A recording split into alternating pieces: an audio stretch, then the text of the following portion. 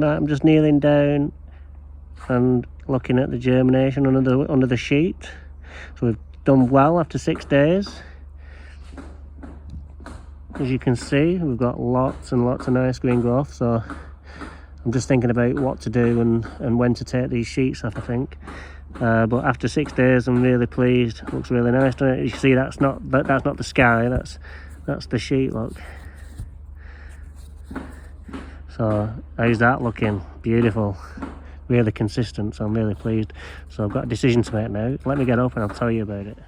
Right, my idea is that I want to take the covers off, but I don't want to take them off because there's still probably seed that's ungerminated or showing through. But if I take them off, the birds are going to eat the seed, because we know that some of the covers have just blown off a little bit and the birds have been straight on eating on the big fat wood pigeons. So I'm going to compromise. I still want to put my product on without lifting the sheets off, and I'm not taking them off and then putting them back on because it'd be too much hard work. So I've got my tank ready mix with Steller Bio Boost.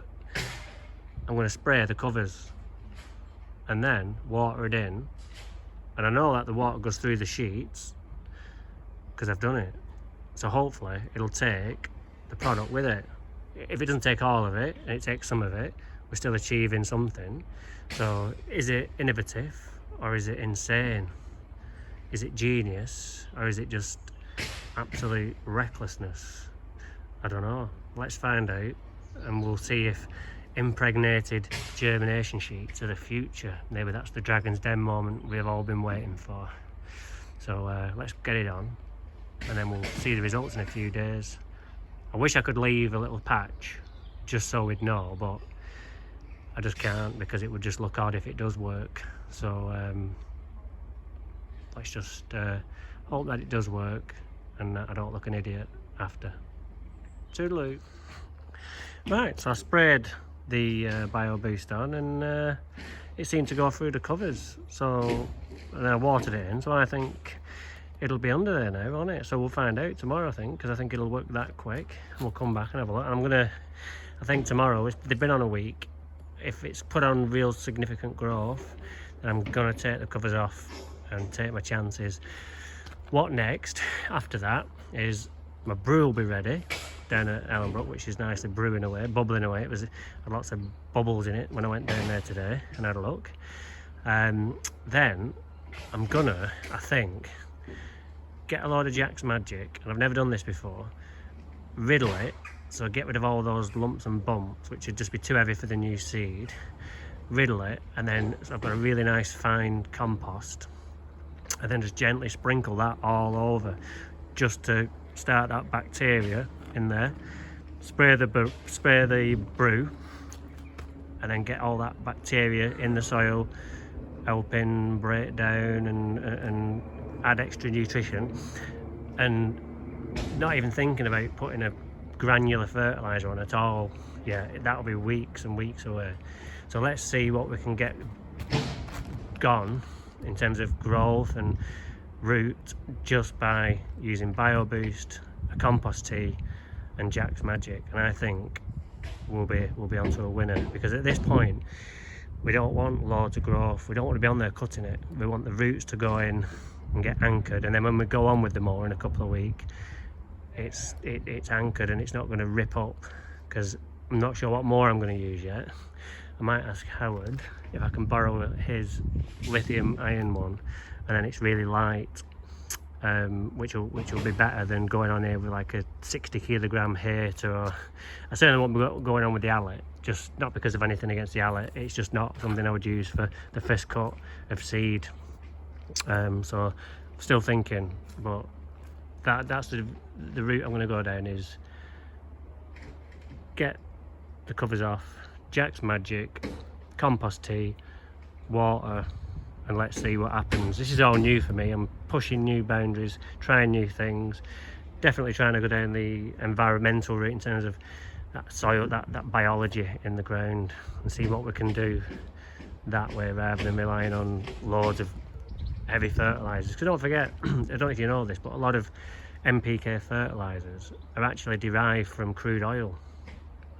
So you get, obviously when you put in nitrogen on your lawn, it's come from crude oil. So this can have a detrimental effect on the soil biology. Not a lot of people know that. So the market is trying to change from this kind of approach into the more sustainable kind of life of bacteria and other things. Sorry, the drill. So I'm going to call it a day. So that's not me, that's next door. So we will see you on the next edition. Right, so we're just at Charlie. I'm going to whip the old Scarifier out and give it a bit of a verticut while I'm here, while the weather's nice. So let's whip it out. Right, so I've just verticut it and then just hooved it up with the Bosch Rotac today, actually. Just because it was there. But it did run out of battery, so we had to finish it off with the van. But I just wanted to show you a problem in this garden if it's not kept on top of. And that's, I don't know if you can see it, but it's just dehydrating here, there. And what we're looking for is what I call the Brillo pad effect. And when you stand on it, it goes all silver and wiry, and it looks like a Brillo pad. See that? That area there. It doesn't come back up when you stand on it, it just stays down, whereas when it's nicely hydrated, it stands back up. So this will just need a bit of hand watering, because it's alright in the main, but just here it just dries out really quick. I'm not sure why, but it always has. So this will need some water, but I've no sprinkler, I don't think, so I'm going to have to do it by hand. But that's okay, because I can target specific areas. But that's what you're looking out for, and if you catch it at this point, it'll come back in a couple of hours. So do it straight away when you see that Brillo pad effect. You can see it just there. It's not come back up, so that just needs a bit of water. When you water it, it'll look even more like a Brillo pad. So it's just this area here where it just needs a bit of hand watering. So I'll do that now. And I'm not going to cut it with a cylinder today because of this stress here.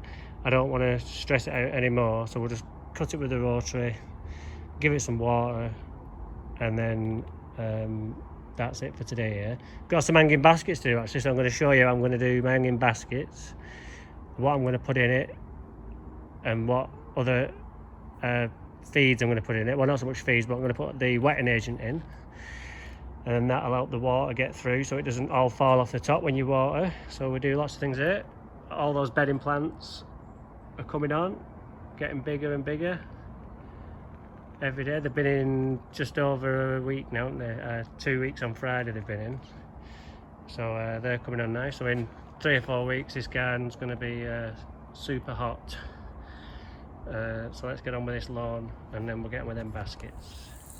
So I'm just watering, so if you can see there, it's not coming back up, whereas here when I do that, nothing's happening, but there it's just flat. So those are the areas you need to just go like that with. Don't worry about over watering, you just need to get that water in like that, just like that.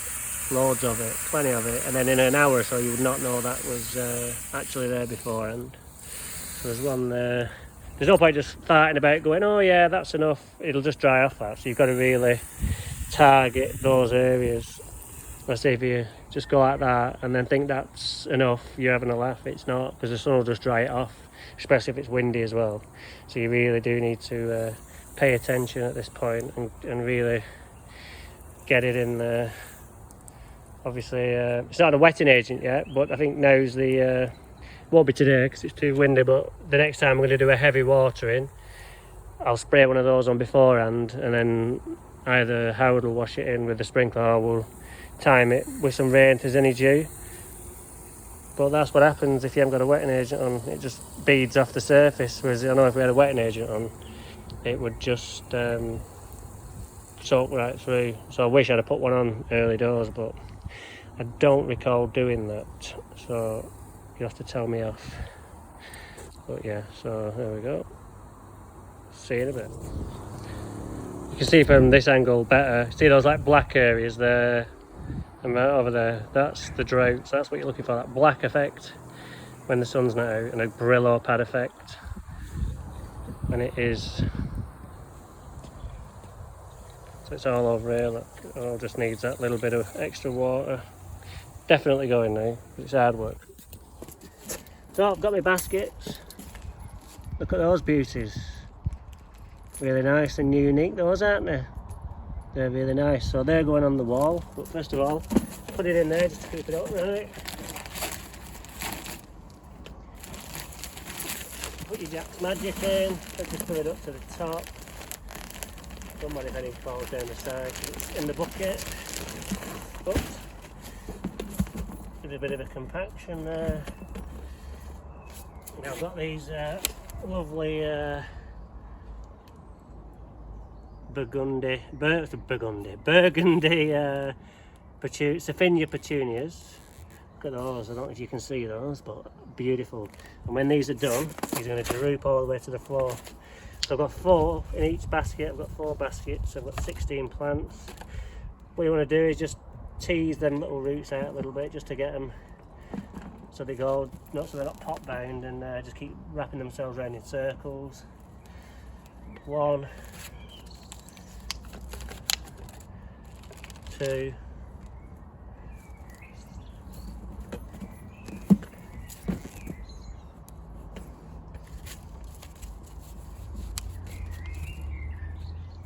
3,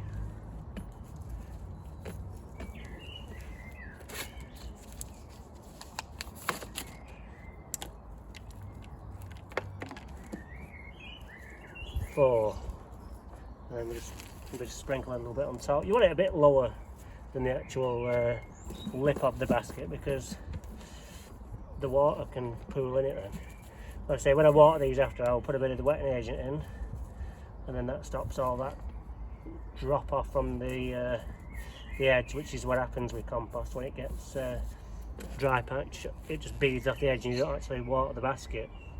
So this way, all we need to do is water it with minimal amount of water, because we know it's getting in there. We don't need to pour loads and loads of water on it for trying to get it through. It'll be really efficient. So that's it. No scientific method to it. That one's done. 3 more to go, and Bob's your uncle.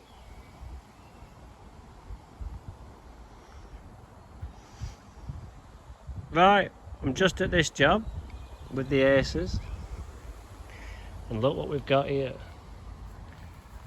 A Brillo pad effect. If you just watched the video from the beginning, you'll know what that's all about. Localized kind of dry areas. Now what we're going to suggest here is that we water heavily straight away, and that'll come back no problem, and I'll show you that on Thursday when I'm next here. But over here, that's got beyond probably coming back straight away stage. There's just a few areas, it always goes first here. So you got there,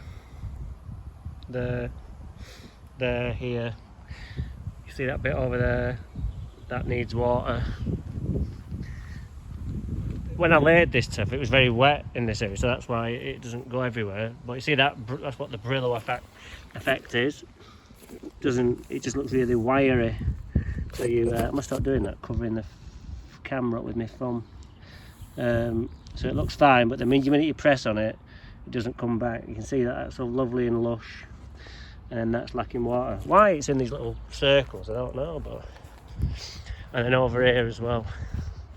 So in the main it's fine, so we just need to concentrate on some of these areas, because we're on the cusp of like that bit there. That might not come back straight away, that might take a few weeks, but generally we're just on the cusp, so we might have just caught it just in time. So I've no sprinkler here, so I'll have to do it by hand. So hopefully we've saved it, but just another example of when to water when drought kicks in, which is what we've got at the moment. So be good. Right, so I've heavily watered that, and I've just put a little bit of the quality wetting agent down as well, just to help that water get through, because you could see it was beading off all the way down here. So we'll see how that looks on Thursday, and all these other patches as well. Now I did that one, and these round the corner over behind the acer, but I didn't put any wetting agent on the ones right over there. So we'll see the difference, but they've both had more or less the same amount of water, so be a good test to see how well they've come back with the wetting agent and not. So until then, I'll see you soon.